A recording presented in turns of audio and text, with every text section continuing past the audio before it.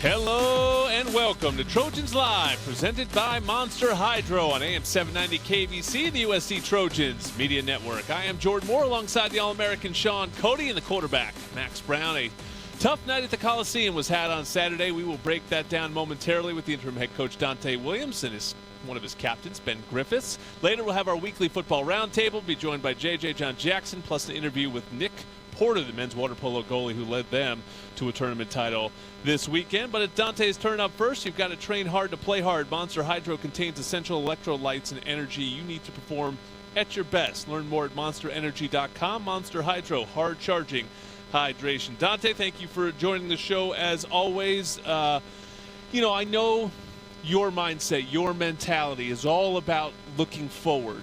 So what did you see when you watched the tape again yesterday and lived it on Saturday that were the lessons that this team needs to take from that game to go forward and not make them again? It was a lot of lessons that we need to take to go forward. In the fourth quarter, the guys continued to fight, but in the third quarter, we were flat. It was the game before in the third quarter, we was, playing with a ton of energy and everything else. This past game, we weren't. And we came out, besides probably the interception, for the most part, they were moving the ball a little too well on us. And I think, when we started out on offense, we started out, pretty decent. We had a drop pass that led to an interception, and, the offense was moving. And then we had a chance where it was up 14-7 to pretty much, take a 14-point lead. And that was the one time that the offense really sputtered in the first half. So, just little things that we definitely need to fix, and little things become big things, especially when they're not handled correctly. And that's why, we have Tell the Truth Monday, and we was in there and we made sure things were shot straight amongst the team.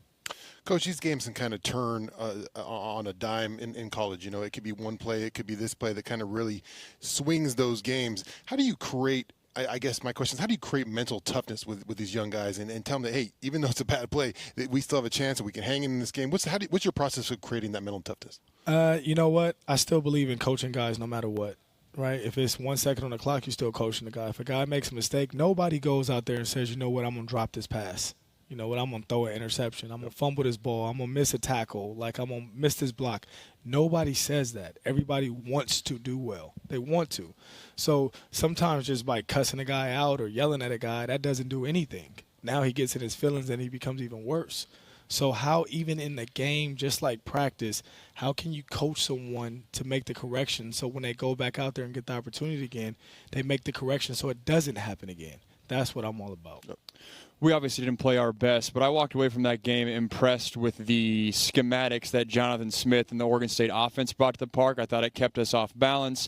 They had a good variety and attacked us in different ways. Were there specific areas that, schematically, that you walked away from that game saying, hey, they really got us in this one area, and that's an area we need to improve on?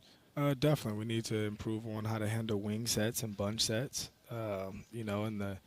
In the wing sets, pretty much, just alignment issues, and in the bunch sets, we was one man short.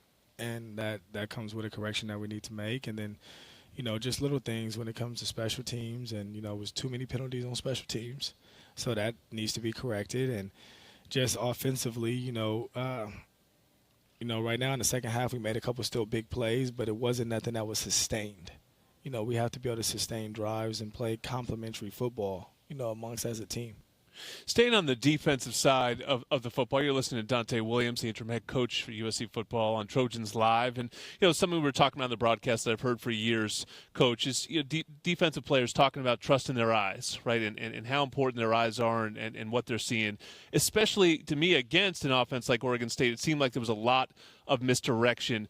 Was some of that why maybe sometimes players look slow that aren't slow? What were you seeing in terms of trying to stop the run, which was obviously a problem from start to finish? They do a good job at the line of scrimmage as far as double teaming and building up. They definitely do a good job at that, and it's a lot of misdirection. It's never just because all of a sudden the quarterback's under center is that it's just a handoff in the A gap. It's the handoff in the A gap. At the same time, it's a fly sweep coming off of it, and the quarterback could boot off of it. So, you have to be able to force plays, you have to be able to set edges, and you have to be right with your eyes. So it has to be real sound assignment football. If this guy has to tackle the fly sweep, that guy has to tackle the fly sweep, not three other players, because now you created another open gap. So just, something that I know Todd Orlando has hit on, and he will continue to hit on, and we'll hit on it as a group. Coach, in those kind of games where it gets kind of ugly, sometimes I know coaches when I was playing would be watching guys like, hey, who's shutting it down, who's keeping it moving, who's still playing out there. Were there any guys that you were impressed with who kept playing no matter what the score was? Jalen Smith, kept playing. I even had to get on one play because he made a tackle and he was excited because he was in the game, but it was a first down run. Yeah. So what are you excited about? So, I had to even get on him about that, but he got an interception. He still was out there playing hard. A lot of those guys were still playing hard, especially because they were getting an opportunity, right? And then some of the guys who weren't getting an opportunity, like, take Chris Steele still playing late in the game. He's like, I don't care, I'm still fighting. So, you have some of that because no matter what, if you're in the game, it's a chance to make a play. Coach, I know when I was here, one of the key statistics that we always looked at, both offensively and defensively, was third down. And it jumped out to me because defensively, you guys are one of the best third down teams in the Pac-12.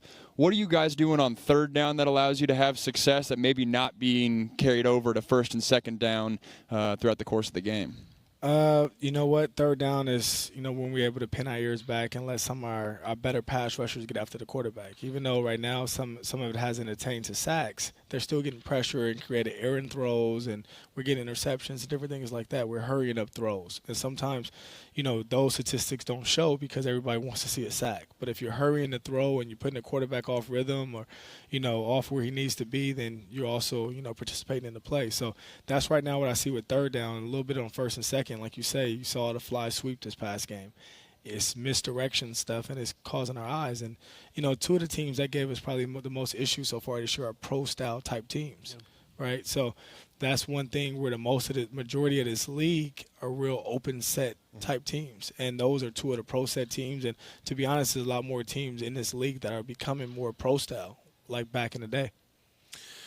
Yeah, it's interesting. You bring up the Stanford game was obviously the other one. It's just a weird 3-game sequence, right? Because the Stanford one really sort of spiraled out of control. Washington State could have and didn't. There was that great response when it absolutely could have gone. And then this one, again, there's a sequence where it's five straight touchdown drives. What do you, just from the mentality standpoint, what's the difference between those moments where it's sort of the games where it spirals or the games where you spin out of it? What is the key to telling these guys to get them to spin out when, the momentum is all against them? Oregon State's another team like Stanford where you don't ever really want to play from behind just because they do run the ball so well and their pass game is, based off play action. So, of course, if a guy's running the ball well on you, you want to sell out to stop the run. The moment you sell out to stop the run, then the play action pass is open. So, that's just a little different where Washington State is more of, a spread type formation and they still want to throw the ball no matter if they're up or down. So, they do some things that if you able to have some playmakers that you can stay in the game, and we were able to. So now it's about Colorado, in my opinion, is a more pro-style type team again. So we have to make sure, in the trenches that we, able to battle and win in the trenches where we better and we will. Coach, you had Keaton going the other day. I thought he played pretty well. I think he had some drops. What was your take of his overall performance? How did he lead your team, and how did he play?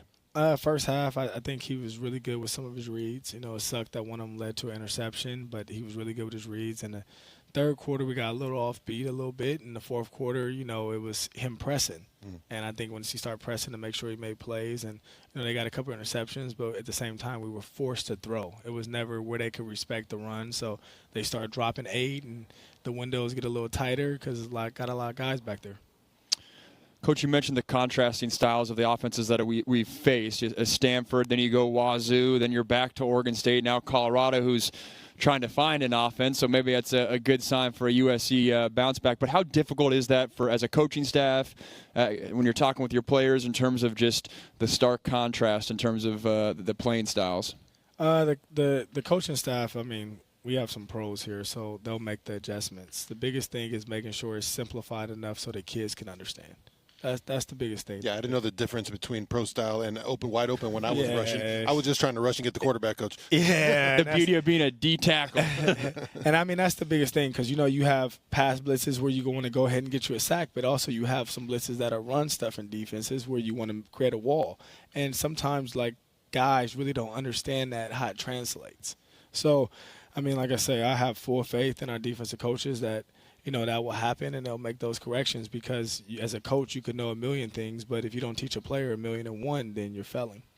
All right, that's Donte Williams. He's going to hang around and stick for another segment, and we will get into that Colorado game, which is coming up this Saturday. It's an early one, 11 o'clock here in the Pacific time zone, which means our Trojan Tailgate show for you in Los Angeles and California will be at 9 a.m. Pacific time. The game locally will kick at noon in the Mountain Time Zone in Boulder. Welcome back to Trojans Live on a mostly beautiful night here. You know, L.A., we have very high standards for weather around here. There was some clouds today, but other than that, we're staying dry. We're happy. Talking about USC football with that head coach Donte Williams and trying to get a bounce-back victory this weekend in Boulder. And coming up, Coach, we're going to talk to Ben Griffiths, so one of your sort of unique, interesting stories on this team, but also one of your team leaders, a captain. And I'm just wondering, during this transition period, how have you leaned on the captains to try to get your message out to the team and get some leadership in that locker room? You know what? You could ask Ben better than you could ask me. And at the same time, you know, I feel that, you know, the guys that are captains on this team, I think that they already, you know, respect me and they know me well enough to where, you know, the change was made, that it wasn't they understood my standards. And, you know, it's all about the players in that locker room being able to, you know, pretty much keep the same standard that I have, even when all of a sudden you can't see the rest of the team. But that would be a better question actually for Ben than myself. Coach, got Colorado on the road here. Another opportunity for you guys to go us against the world on a traveling trip. What do you see from a Colorado Buffalo team? Well, you definitely see some good running backs. I mean, good running backs. They're big. I mean, on both sides of the ball. You know, it's size at every position. So you definitely see that. So you see an O-line that can still push, you know, the pocket a little bit. They have some receivers that are more than capable. Majority of them showed that last year. And their returners. They use their tight ends. They use their fullbacks. So they're a multi-personnel type offense. They'll line up in everything. Just on the defense side of the ball, like I say, up front, they are big. They have a middle linebacker that makes every tackle in the world. Yeah, it does. Right? So, I mean, they have some guys that are true playmakers on both sides of the ball, you know. Everybody wants to talk about like a couple games they lost this year, but they forget that last year was those same exact players that were playing last year, and they played, you know, Texas A&M to the wire to where they should have won the game. Coach, going back to last week's game, offensively, Michael Trigg's usage jumped out to me in terms of the youngster getting in there, getting involved. What went into him getting more reps, and are you still finding yourself trying to sort out who that receiver 2 mix is going to be, and is that going to be more of a week-to-week deal, or is the ideal scenario to find a surefire guy in there as the second option? I would like for one of these guys to just take that and grab that. You know, that would be key. And Trigg is, you know, a big physical guy that can actually run. He's strong hands, right? He does a lot of different things because he can block with that size. And, you know, he was on full display and showcase, and credit to Graham and Seth and making sure he was prepared when his number was called. So hopefully that role continues to grow. Well, you head out on the road where you had the victory just a couple weeks ago. Is it easier or harder to sort of focus and rally a team together on the road as opposed to home? What are the different challenges from a head coach? You know what? On the road, I think it's a little easier. You know, and I think because it's a me against the world type environment, and to be honest, when you play well on the road, the crowd is silent. So it becomes almost like practice a little bit, you know. So that's one thing, you know, it's – you take that mentality and it's a lot easier. At home, it's a lot more distractions. You know, for sure your parents and your family and everyone's there, and half the people in the stands, you know, and, you know, you're trying to get everybody tickets and you're trying to do this, and it's just a lot more distractions when you're at home. When you go on the road, it's a lot easier to just focus.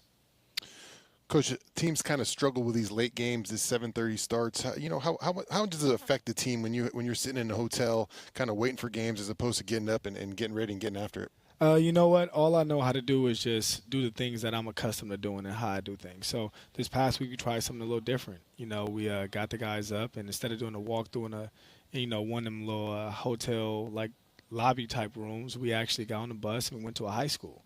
And we did a walkthrough actually at the high school. Mm-hmm. So just little things like that to try to tweak stuff just to get guys prepared. And, you know, took them out there, did a light stretch, did a light walkthrough. And you know what? I feel that I still feel strong and good about that, to where if we have to play another late game, we'll do the same thing. But, you know, the results just weren't what we wanted. You mentioned the ticket question. How did the tickets sort out for the home game? Were you able to get all your family and friends there? Yes, I got 32 tickets. So Yeah, and there was still some people that was left out. Did you have to steal someone's tickets, or did Bone hook it up? Nah, Bone and Brandon hooked it up. There we go. Yeah. You got the plug. I'm calling the wrong people for tickets. All right, last one, Coach. What's the key? What's the key to victory as you look towards this week? You know, what's your focus with the team building up to Colorado and getting that bounce back? You know what? To still come out here and practice hard and take one play and one day at a time and make sure we are fully prepared. You know, and some of these guys that, you know, maybe you haven't seen as much, maybe will play a lot more of a prominent role in this game coming forward. You know, I want to continue to play a lot of guys, and that's why you continue to see a lot of guys on the field. I feel that as long as we come out there and we play together and united as one, then we'll be fine. Looking forward to it. Donte Williams will lead his troops out into Boulder against Colorado this Saturday. Again, an early one, noon Mountain Time, 11 a.m. kickoff right here on the USC Trojans Media Network. Trojans Live is sponsored by Pechanga Resort Casino, proud partner of USC football, and by the Ralph's app. Enjoy free delivery with the Delivery Savings Pass and save on your fresh tailgating faves. Ralph's is a proud partner of USC Athletics. Fight on. Restrictions apply. Ben Griffiths, one of the great stories on this USC team. The punter and captain is up next on Trojans Live.